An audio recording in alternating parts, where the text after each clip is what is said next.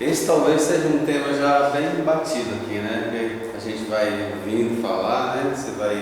Acaba que se torna um tema batido, né? Talvez as informações que a gente traga hoje aqui não sejam tão novas assim, mas são sempre importantes, né? É importante você discutir essas coisas, né? Afinal de contas, creio eu que todos nós, né, já devemos ter nos questionado a respeito da vida pós-morte, né?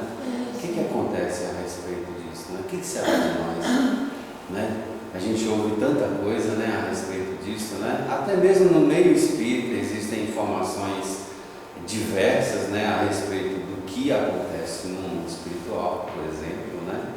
Se você pega a descrição feita por André Luiz, por exemplo, né, você vai ver que é uma descrição muito materializada, um mundo espiritual muito materializado, né, com lugares, né, com regiões, etc. e tal.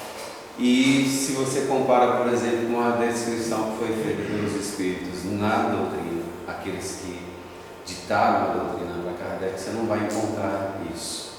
Você vai ver outras informações ali. Então há uma certa diferença nessas descrições. Kardec explica isso, inclusive, no livro, não é? Mas o importante, na verdade, é nós sabermos ou entendermos que nós estamos todos num processo evolutivo. Todos nós evoluímos, não é? Eu acho que qualquer um aqui que já teve a oportunidade assim, de parar e refletir um pouco, natural, como é que é isso? A gente progride, a gente avança, né? A gente evolui, mas evolui para quê? Em que finalidade? Não é? Em que finalidade tudo isso? E o que exatamente evolui? O que sobrevive? Como é que esse espírito volta de novo a habitar no novo corpo? Como é isso? Não é? Enfim, questões que fazem parte, né? Só que, na verdade, a gente vai verificar alguma coisa aqui a esse respeito. Antes de mais nada, é preciso entender, né? Entender onde é que tudo começa. Porque, por exemplo, todo mundo já ouviu falar que Jesus é um espírito diferenciado, né? Tanto que nas religiões tradicionais, e muitas delas, ele é considerado até mesmo como o próprio Deus que encarnou, pela sua capacidade, né? Pelos milagres que ele fez, que ele proporcionou. Então ele é tido como um ser, né? como se fosse uma criação à parte. É o Filho unigênito, né? Mas será que realmente Deus criou Jesus? Porque, né, desde que haja um Criador para todas as coisas, né, e Ele sendo Deus, sendo tudo aquilo que a gente já ouviu falar a respeito dele, né, soberanamente justo e bom, poderoso, onipotente, onisciente, né, imaterial, único, esse ser que nós conhecemos criou, então, teve na criação, teve algum tipo de exclusividade, de parcialidade. Esses aqui eu vou criar de um jeito, esse daqui não, esse aqui eu vou criar de outro. Se ele veio, e se fosse assim, se Jesus veio para nos salvar dos nossos pecados, qual a necessidade? Então, quer dizer, Deus nos criou de um jeito, pecadores, mas Ele criou, né, já perfeito, por assim dizer. E aí depois este vem para nos livrar dos nossos pecados. Mas com que finalidade? Não faz sentido isso. Então a doutrina espírita vem nos dizer que todos nós fomos criados igualzinho. Não tem diferença nenhuma entre nós. Nenhuma. Do ponto de vista da criação. Todos fomos criados iguais. Tá? Do mesmo jeito. Lá no livro que é Espiritismo, que é um livretozinho bem pequenininho, Kardec já fala a respeito disso. Comumente a gente se refere ao Livro dos Espíritos, questão 115, que é onde Kardec vai falar um pouquinho sobre isso. Inclusive esse resumo do que está no livro que é Espiritismo está lá também no Livro dos Espíritos, nessa questão a que nos referimos. As almas são criadas simples e ignorantes. Aqui eu já tenho uma informação. O que é simples e ignorante? Simplicidade e ignorância. Ignorância é no sentido de ignorar mesmo, desconhecimento. Simples no sentido de mais, no sentido oposto de complexo. Por exemplo, a mente hoje, você não considera, pelos estudos que nós já temos a respeito da mente humana, você não considera que é muito complexo o ser humano? Pela capacidade que ele tem de mensurar coisas, de aprendizagem, por exemplo. E isso eu estou falando da parte física, da parte fisiológica mesmo. Então o cérebro humano, quando estudado por exemplo, vai perceber que é de uma complexidade imensa. Só que essa complexidade ela não existe lá no início. Porque por trás dessa complexidade, que é o cérebro humano, que é o pensamento, por exemplo, tem o quê? Tem o espírito. Tem o espírito. Por trás desse ser complexo que eu sou, tem o quê? Tem o espírito, ou alma, se assim desejar, que manifesta-se no mundo dessa forma.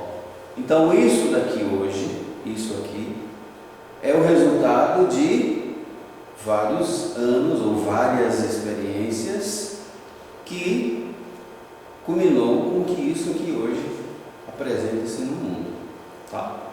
Sob uma personalidade. Então a simplicidade e ignorância é sem saber, sem conhecimento, sem memória, sem desejo, sem vontade. Você imagina? Sem nada dessas coisas complexas que fazem parte da nossa vida. Sem nenhuma das emoções que ainda, que nós não temos. Nada disso, absolutamente nada disso. Mas tudo isso em potencial. Tudo isso em potencial. Como uma semente. A semente não tem a árvore, não é? A semente não é a árvore. Mas a semente tem uma árvore ali dentro. Ela germina, ela eclode e a bagatela de algum tempo, de alguns anos, a árvore surge. E a simbologia da árvore, da semente, ela se encaixa perfeitamente no conceito da progressão dos espíritos. Os criados simples e ignorantes, a partir do momento em que ele é plantado, por assim dizer, num corpo humano, ele passa a desenvolver-se, vai desenvolver. Enquanto semente, porque os potenciais estão todos dentro dele, todos dentro de todos nós, sem exceção, todos já trazemos um reino de Deus dentro de nós mesmos. Agora, o que é necessário? Desenvolver. Nenhum sentimento, nenhum conhecimento se desenvolve a isso. Você precisa do trabalho para poder fazer isso. Então isso é sem ciência, sem conhecimento do bem e do mal, mas com igual aptidão para tudo. Todo mundo que já leu a respeito da criação do mundo, segundo a simbologia bíblica, conforme está lá no Gênesis, lá do primeiro homem, lembra lá? Do primeiro homem, da primeira mulher, e etc e tal. Eles estão ali no jardim, do Éden, no paraíso. E Deus diz a eles, na simbologia do Antigo Testamento, diz a eles, os orienta a não comer do fruto de uma única árvore.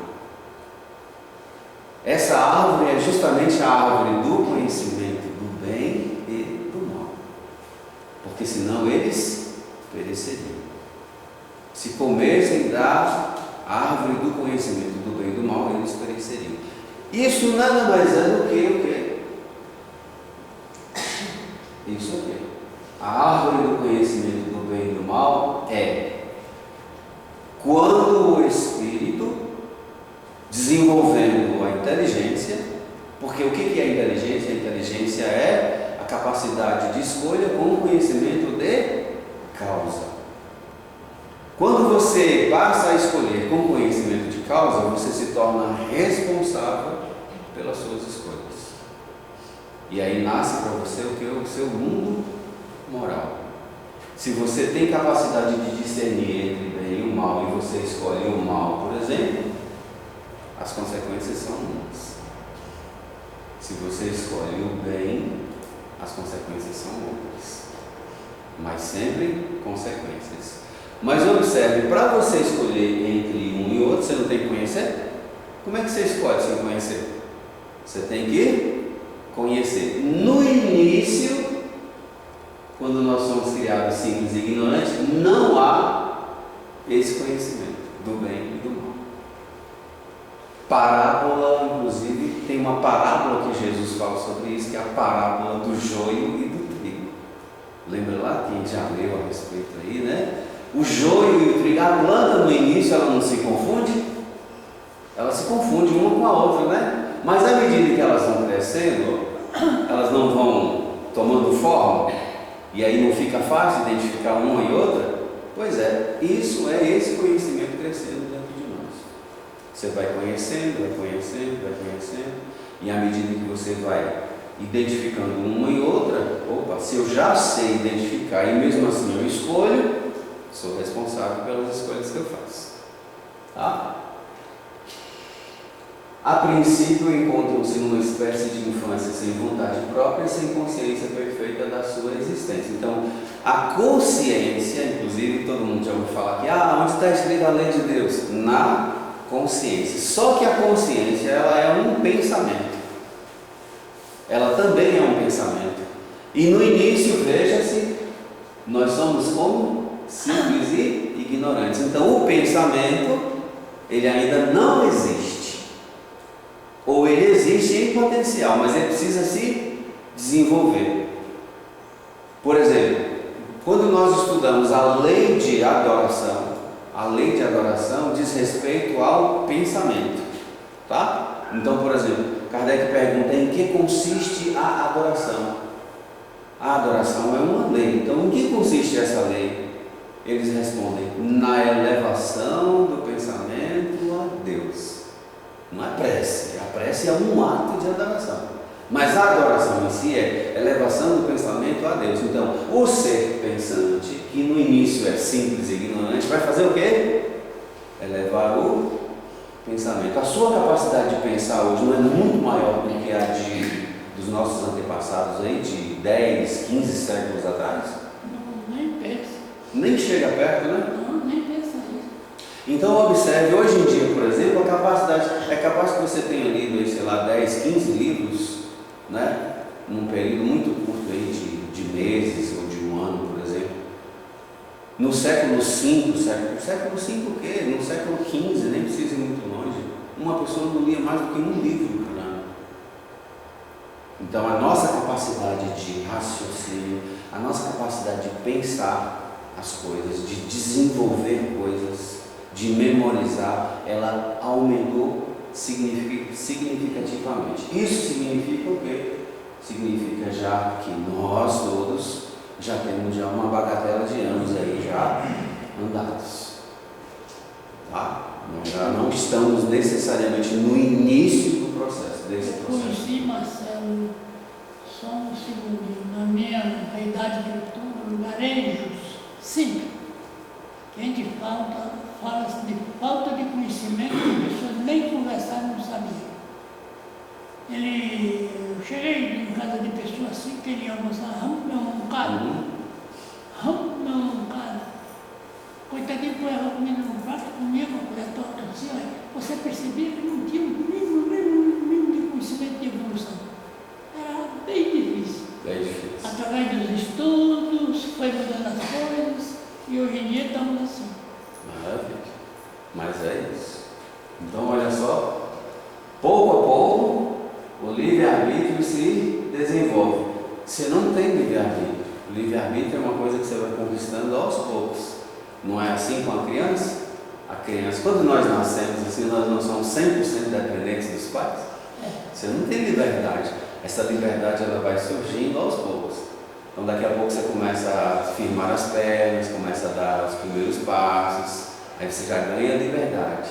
Daqui a pouco você começa a falar as primeiras palavras, não é assim? Vai ganhando mais liberdade. Assim também o espírito. No seu início, né, podemos dizer que a vida do espírito do início é praticamente de um animal.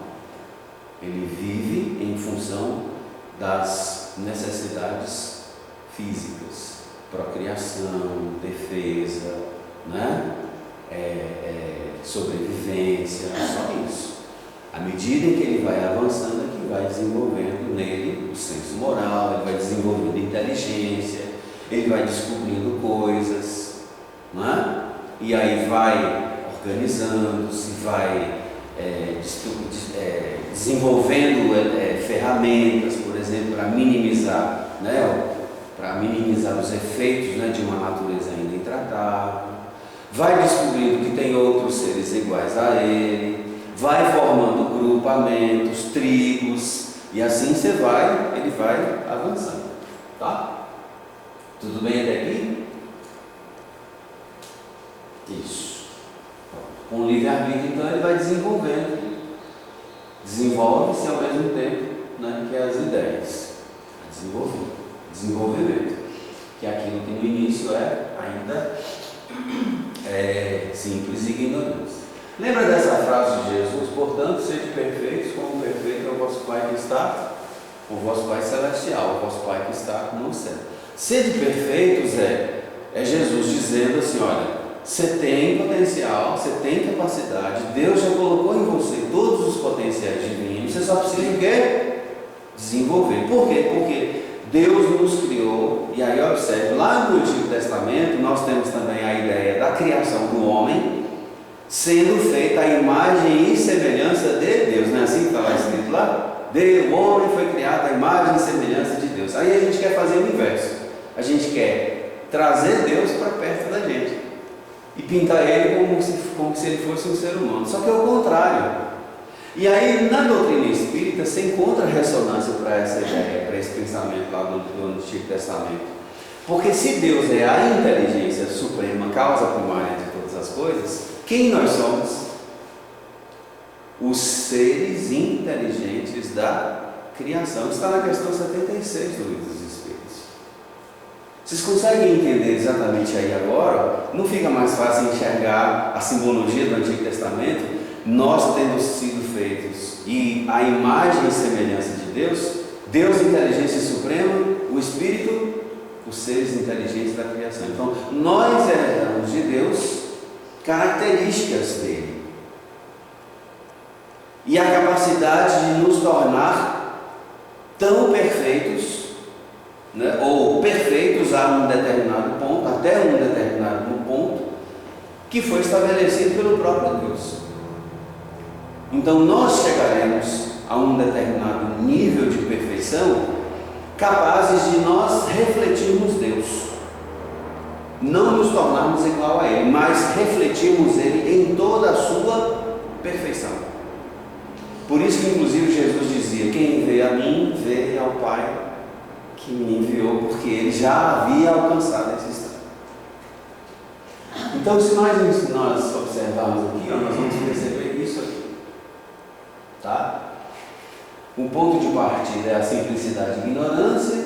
E aí, um detalhe importante: se você sai da simplicidade e ignorância e você tomar um caminho reto, não é assim? O ponto mais curto entre dois pontos é uma reta, não é assim? Qualquer desvio que você faça, o caminho fica mais longo, não é isso? Fica mais longo. Então, se eu saio da simplicidade e ignorância e sigo um caminho reto, o meu percurso vai ser esse aqui. Isso aqui é caminho reto. Aqui em cima, aqui no estado de espírito puro, está aquilo que Jesus se referia como reino de Deus, reino dos céus. O reino de Deus é semelhante a um grão de mostarda, e aí o grão de mostarda cresce, o espírito desenvolve-se e chega aqui. Deus estabeleceu assim, tá? Mas observe, Deus estabeleceu isso aqui. Isso aqui, ó, é o melhor. É a mesma coisa de você dizer assim: olha, se você seguir por aqui, ó, tá bom? Você chega bem mais rápido. Fala: não quero, eu seguir por aqui. E Deus respeita. Se você não quiser, Deus respeita. Parábola do filho pródigo. Parábola do filho pródigo, do filho mais novo. O que o filho mais novo faz? Sai de casa, não é assim? Toma parte na herança com o pai em vida, portanto ele deseja a morte do pai. Para ele, o pai pouco, não está minimamente preocupado com isso. Família para ele não é importante. Ele, ó, E o pai da parábola é Deus.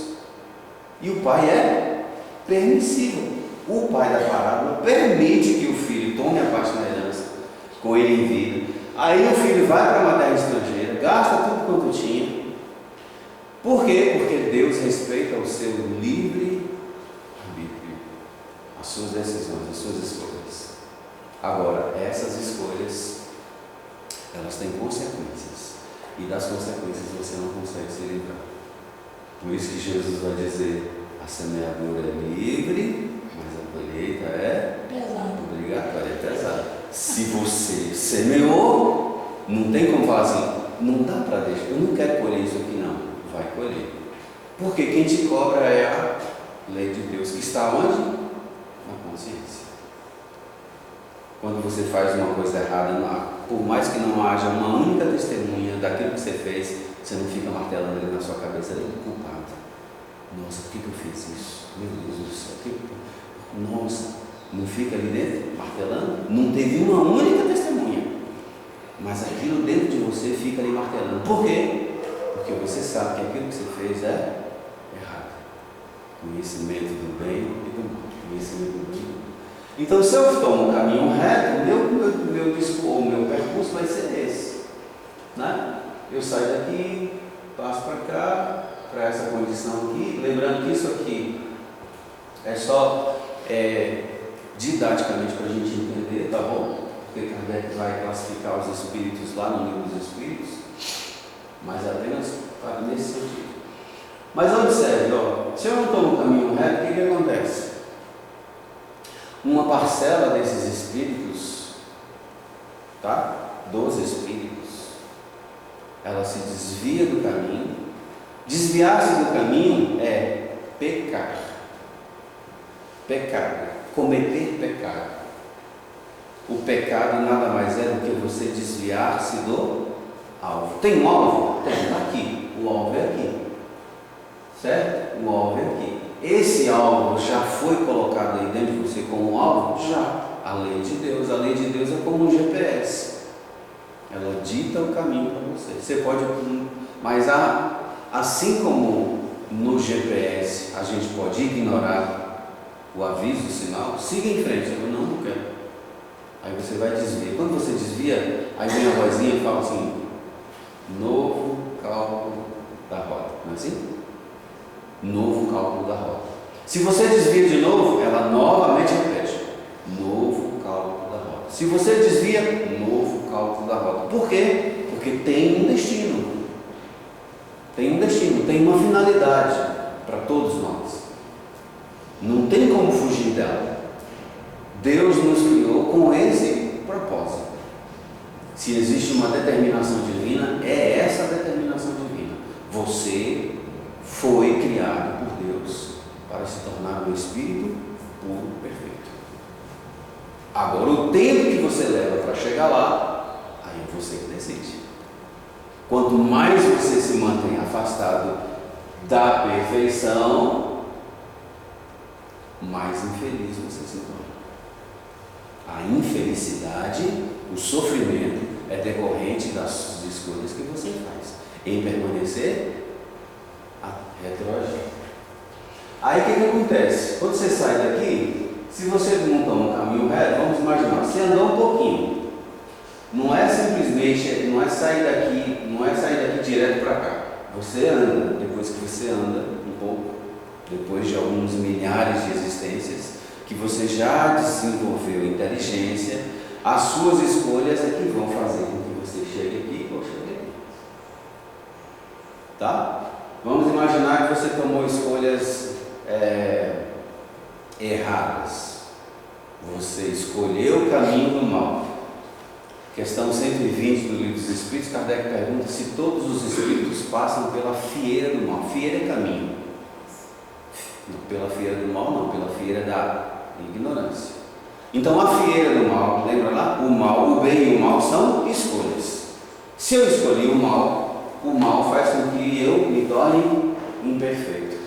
Desenvolvi imperfeições. Inveja, raiva, mágoa, ódio, ciúme, tristeza são imperfeições.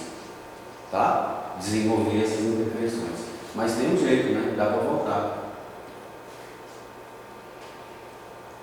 daqui dá para voltar para cá. Como é que eu faço isso? Mas você devolveu o que você tomou dos outros. É assim, senão você chegar lá, a portaria está fechada. Está fechada, né?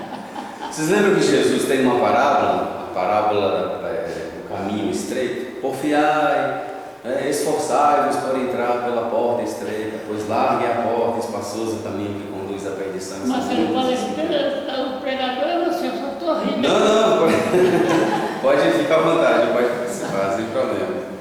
Tá? Então você sai daqui e observe, está vendo que a setinha como é estreita? Porque de fato o caminho é estreito. Né? Tem um videozinho aqui mais à frente para a gente entender que Jesus não tirou isso do nada, tá? Essa historinha aí do caminho estreito é bem interessante. Por que ele fez referência a isso? Mas antes da gente chegar lá, nessa historinha, observe. Essa é a ordem, tá? A classificação que Kardec faz dos espíritos, da progressão desses espíritos. Portanto, a classificação começa exatamente no estado de espírito imperfeito, porque lá na simplicidade e ignorância não tem como classificar, porque não tem elementos de classificação. Para eu classificar, eu preciso já dos espíritos já terem andado alguma coisa, né? Enfim. Então, ele começa aqui, imperfeitos, bons e puros. E aí, olha só que maravilha, ó, os puros atingiram a soma de perfeição possível para uma criatura, percorreram todos os graus da escala. Se percorreram todos os graus, é porque não tem, né? Há no movimento espírita, inclusive, alguns que defendem a ideia de que o espírito ele progride sempre, porque se ele chegasse a um determinado patamar e não evoluísse mais, ele se tornaria igual a Deus. Mas na verdade não é bem assim, né? Por quê? Porque Deus estabeleceu um limite para o espírito. Você só chega até aqui, porque Deus, criei isso e é exatamente assim.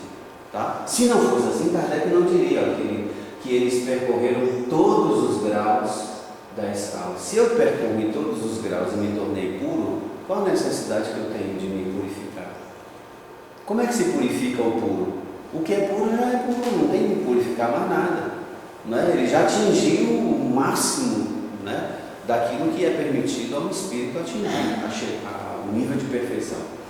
Então, eles percorreram todos os graus da escala, despojaram-se de todas as impurezas da matéria. E aqui um detalhe: Deus escolheu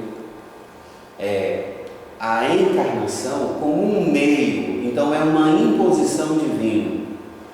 Quando Jesus responde a Nicodemos, ninguém poderá ver o reino de Deus se não nascer de novo, ele está dizendo que existe uma forma do espírito progredir. Essa forma foi estabelecida por Deus como uma imposição, portanto não tem como progredir senão nascendo de novo. Tem que nascer. Se não nasce, não desenvolve o potencial. Como a semente que não vai gerar árvore se você não plantar ela na terra. Não funciona. Se você deixar ela ali, ela continua semente e árvore eterna. Mas se você planta, aí ela eclode e desenvolve. A mesma coisa. Tá? Não precisam. Tá, então veja só. Deixa eu voltar aqui que eu me perdi.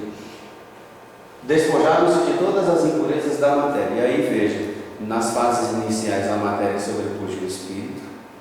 É por isso que a gente se confunde com o personagem. A gente vive muito mais a vida do personagem do que a vida espiritual.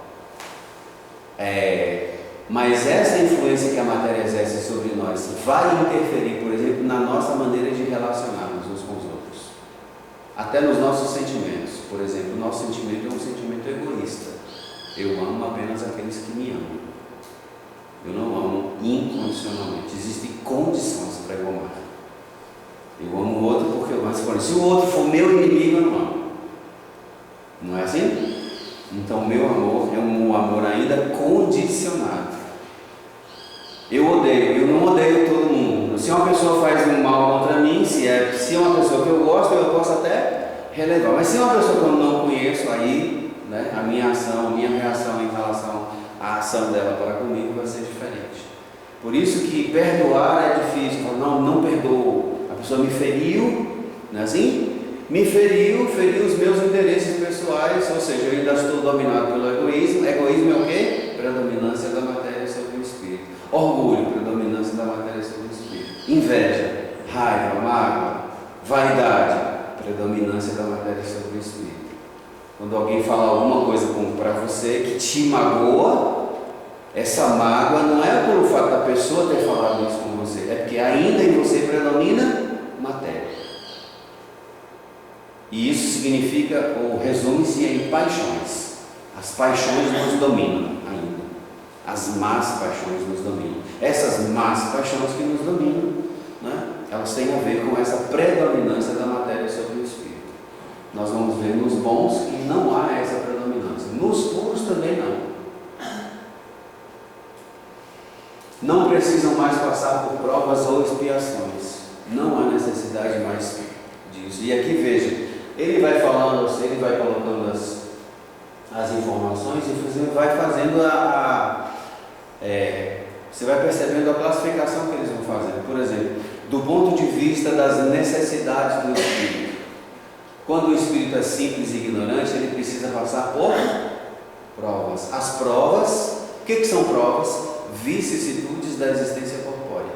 Então você encarna, e aí as vicissitudes da existência corpórea, as necessidades de sobrevivência, de procriação e etc e tal, fazem com que você desenvolva os potenciais. São provas para você, tá? Hoje, por exemplo, você está encarnado num corpo masculino ou feminino, nascido em tal ou qual contexto, vivendo essa ou aquela vida, esse ou aquele conjunto de dificuldades. E veja, você no meio em que você está sujeito a provas. Paciência, tolerância, indulgência, compaixão, perdão, né? Caridade. Tudo isso, todos esses sentimentos são exercitados, são incitados em você a realizar. E veja, você pode fazer ou não. Diante de uma pessoa que bate a sua porta, por exemplo, você pode, por exemplo, se compadecer dela e doar algo, alguma coisa, né? De maneira, né? De forma caritativa, ou seja, sem o interesse. Vou fazer o bem porque é bom para mim. Não é assim? Toda vez que você faz o bem com o interesse de que seja bom para você, existe o interesse pessoal é egoísmo. E você precisa vencer isso. Mas você pode ir mais longe e falar assim, sai daqui, não tem nada a ver com isso, você não é meu parente, não é nada, né? Como muitos fazem por aí. Então, você vai ser sempre excitado a desenvolver-se. Deus nos testa o tempo inteiro. O tempo inteiro nós estamos em testes. Aqui, agora, a forma como você olha para uma pessoa. Por isso que Jesus vai dizer, né? Aquele que olhar cobiçando a mulher do outro, o seu boi, os seus bens. Ou seja, um olhar de cobiça. Não é só as coisas materiais, o ato em si. Aquilo que se passa em pensamento. Aquele que olhar para uma mulher com intenção impura, no coração já terá cometido adultério. Ele está falando de quê? De comportamento. Não é pensamento? Não é o que está entendendo? Então você está o tempo todo em teste, em prova. Se você estiver bem atencioso a essas coisas, você vai modulando a sua maneira de pensar, a sua maneira de agir, né? De acordo com aquele que é o modelo para todos nós, que é Jesus. Com respeito, com dignidade, não é? Não é você se igualar a Ele, mas é tomá-lo como um modelo nas suas relações, na maneira como você se relaciona consigo, com o próximo e com Deus. Tá? Vamos lá. Não estão sujeitos à encarnação em corpos perecíveis, vivem em inalterável felicidade, são mensageiros e ministros de Deus, executando suas ordens para a manutenção da harmonia universal. Jesus é um desses. Jesus é um desses. Né? João, inclusive, o Evangelho de João já fala a respeito disso. Que Deus deu a Jesus um rebanho, dizendo a ele, toma, cuida do meu rebanho. Mostrando exatamente essa função dos Espíritos, quando eles atingem já a perfeição, Eles não ficam lá num paraíso gozando de uma inércia, né, nesse paraíso, fazendo nada. Não, pelo contrário. Eles se tornam instrumentos de Deus na execução das suas leis. Vamos para os bons. E aqui eu vou passar rapidinho, porque eu já vi que meu tempo já está bem escasso ali. Olha só para os bons. Predominância do Espírito sobre a matéria. Então não tem mais más paixões, não tem inveja. Imagine você livre de tudo isso. Inveja, raiva, mágoa, ódio, ciúme, tristeza. Nada disso mais te apoquenta. Nada disso te aborrece. Não tem aborrecimento. Pensa aí. Se você pega o capítulo 3 do Evangelho, de Santo Agostinho falando a respeito dos mundos superiores, gente, é tudo de bom. Não tem briga, não tem guerra, não tem ninguém, sabe? Ninguém lutando um com o outro, não tem inveja, não tem nada disso, nada dessas coisas, não tem violência, nada. Imagina. Então, você fica imaginando como seria uma sociedade onde ninguém rouba, onde ninguém mata, onde todos trabalham pelo bem de todos. Imagina, não tem necessidade de polícia, de governo, não tem nada disso, não tem governo, porque se todos praticam a lei de Deus, qual a necessidade de alguém que norteie? Não precisa. O norte, quem norteia a vida da criatura é a própria consciência. Então observe o quanto de tempo nós perdemos, por exemplo, com todas essas coisas que na Terra são necessárias. Por quê? Porque na Terra nós somos ainda espíritos imperfeitos. Nós ainda somos propensos ao mal. Nesses mundos onde os espíritos bons habitam, não tem mais nada disso.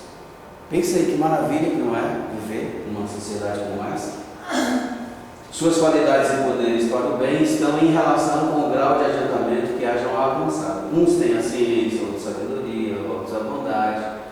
Compreendem Deus. Veja que ainda tem diferença entre eles, né? Uns são mais avançados em tais áreas só. Mas um detalhe importante, ó, todos eles, sem exceção, tá? Eles têm desejo do bem. Então, se eles têm o desejo do bem, a sua ação, a sua vontade é norteada pelo seu desejo. Não tem mais propensão para o mal.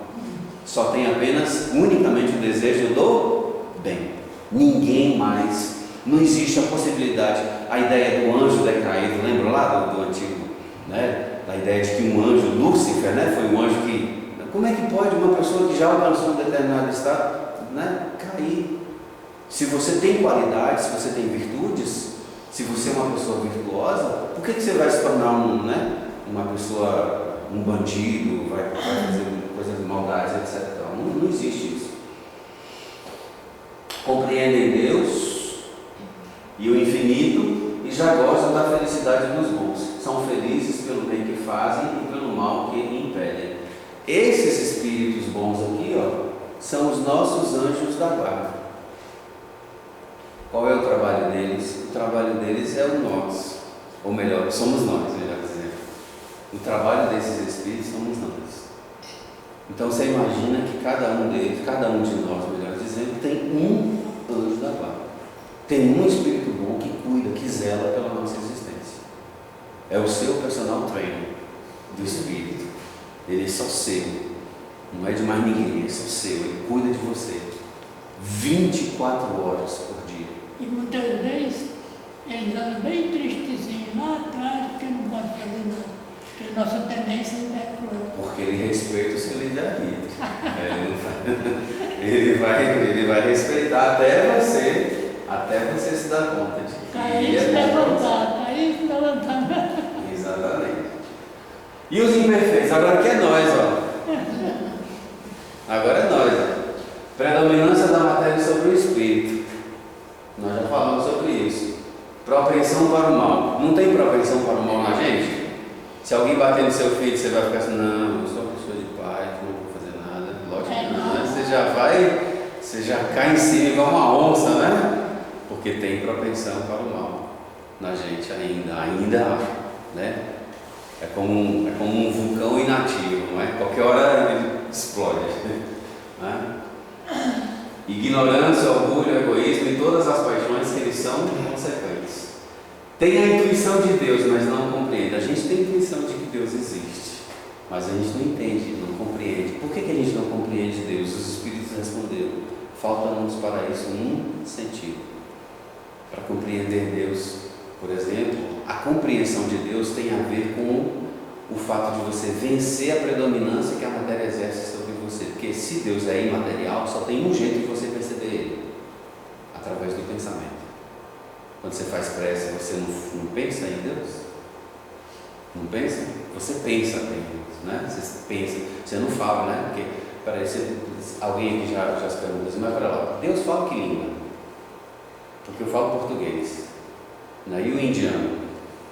Ah, não, ele deve ser poliglota. Não, ele não fala línguas, ele pensa, é o ser pensante. Então você atinge, você fala com Deus através do pensamento. Por isso que quanto mais você eleva o pensamento, mais próximo de Deus você se torna. Nem todos são essencialmente maus. Restritos conhecimentos das coisas do mundo espírita, e o pouco que sabe se confunde com as ideias e preconceitos da vida corporal. Aqui está uma explicação, inclusive, do porquê que André Luiz, no conjunto da sua obra, faz uma revelação de um mundo espiritual muito materializado, porque André Luiz é espírito como nós, né? Ele é imperfeito. Então a visão que ele tem do mundo espírita, né, é muito restrita às ideias e preconceitos da vida material, né? Inclusive ele era médico. E aí, para a gente caminhar para o fim, presta atenção nessa imagem aí.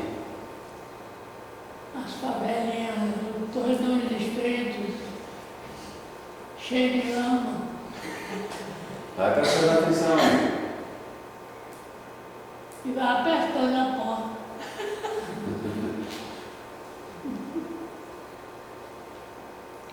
Deu para perceber que é bem apertado, né? Será que chega lá? Ó, esse caminho ele existe ainda hoje, tá? Existe. Isso é lá em Jerusalém, tá? E é um caminho que dava acesso ao templo. Do lado desse caminho aí havia bem mais largo, onde ficavam os cambistas, os vendedores, etc e tal. Jesus usa essa referência aí para falar: porfiai, esforçai-vos por entrar pelo caminho estreito. Dá para passar ali? Dá. Isso é um fecho de lenha, né? Dá para passar, não dá? Dá para levar coisas? Dá não. Dá não. Dá não. Aquela enroça. Um buraco não dá para levar o feixe de lenha não, Luiz. Não dá. Então, para passar ali, você tem que se livrar de todas as suas quinquilharias. Toda essa bagagem que nós acumulamos de inveja, raiva, mágoa, ódio, ciúme, tristeza, toda a propensão para o mal, a gente precisa abandonar. Não dá para levar. Tem outro detalhe no caminho. Tem alguma coisa que chama a atenção ali, que possa nos desviar a atenção? Não é o caminho ali, por exemplo, não é a José Paulinho, a 25 de março. Não é a 25 de março. Você faz não tem nada que distrai a sua atenção. Ódio, rancor, inveja, tem de Não tem. Por quê? Porque se você se decidir a seguir Jesus, nada pode tirar a sua atenção. A partir do momento em que nós tomamos a decisão de seguir Jesus, nada nos pode tomar, nada, absolutamente nada nos pode tirar a atenção. É por isso que muitas vezes nós vamos vê-lo falando, né? Senhor, eu gostaria de seguir, mas o meu pai morreu. Deixa que os mortos enterrem os seus. Vem tu agora. Então, se a sua decisão é me seguir, siga-me. Deixa as outras coisas todas. E deixa os mortos enterrar. Buscai primeiro o reino de meu Pai e a sua justiça, e todas as outras coisas vos serão acrescidas. Ele está falando do quê? Presta atenção. Nós estamos no mundo de passar. Você não sabe disso? Alguém duvida que vai morrer? Então por que você está aqui? Se aqui é o objetivo, Aqui é meio. Né? Então, assim, Deus é fim. Deus não pode. A gente faz uma inversão, né? A gente pede a Deus coisas para quê? Né? Tem muitas religiões, por exemplo, muitas religiões que pregam prosperidade. Peça a Deus, Deus vai te dar uma vida abundante, confortável. Para quê? Deus não pode ser o meio. Deus é fim. O meio é aqui. Seja lá qual meio que for. Não importa se você está no conforto, né, de uma casa gigante, né, ou num bangalô, numa favela. Não importa. Importa é o meio em que você está, o contexto social em que você está. É meio. Meio para quê? Para você chegar ao fim, finalidade. Qual é a finalidade? Deus. Se você coloca isso como objetivo, como finalidade, você não perde tempo com as outras coisas. A gente vai ver isso na figura de Santo Agostinho, por exemplo, depois da sua conversão. A gente vai ver isso em Paulo. Tanto que ele chega a dizer, já não sou eu quem vivo, o Cristo que vive em mim. E aí, por que Jesus fala sobre isso? Kardec comenta no capítulo 18. Largue a porta da perdição, porque são numerosas as paixões más, inveja, raiva, mágoa, ódio, ciúme, tristeza, etc. E porque o maior número envereda pelo mau caminho. É estreita da salvação, porque há grandes esforços sobre si mesmo. Grandes esforços sobre si mesmo. O que você precisa vencer em você? O que em você ainda predomina? Raiva, mágoa, ódio, inveja, ciúme, tristeza. O que predomina em você? O que em você ainda percebe que predomina e que é contrário à lei de Deus? Por exemplo, eu preciso melhorar isso em mim. Preciso ser mais compassivo dentro de casa. Nossa, eu estou tão intolerante com a esposa, com os filhos. Preciso ser mais compassivo. Preciso ser mais atencioso com os meus pais, com as pessoas, com os meus colegas de trabalho. Ser mais gentil. Você vai analisando a sua natureza. Não é a natureza do outro, não é o mundo exterior, é você. Porque o objeto é você. Você que é o problema. Não é o outro, é você. Você que é o problema de você mesmo. Sabe qual é o seu problema? Você. E aí, acredite, não tem como fugir de você mesmo. Já tentou? Não tem como fugir de você mesmo. Para onde você vai junto. Não é assim? E aí você precisa melhorar a sua natureza. E aí nós vamos falar sobre isso na nossa próxima palestra, que será o mês que vem, lá em junho, né? Em junho nós vamos fazer uma palestra aqui e aí nós vamos falar sobre isso. Como é que a gente melhora essa condição aqui, tá bom? Por enquanto é só, muito obrigado. Fiquem com Deus.